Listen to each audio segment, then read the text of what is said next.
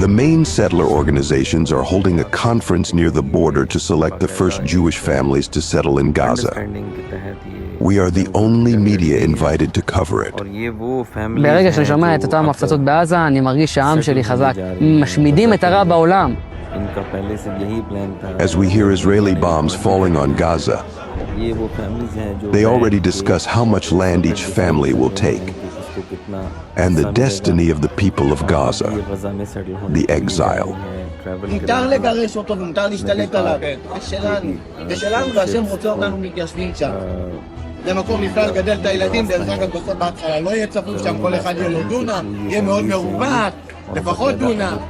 לא, משנה מה אנחנו, אבל זה לא מספיק. לא אחד, זה לא שתיים, כל אחד ניקום. אז מי זה טוב? זה אומר שנותנים לו לישון בשקט. אתה לא תישון בשקט.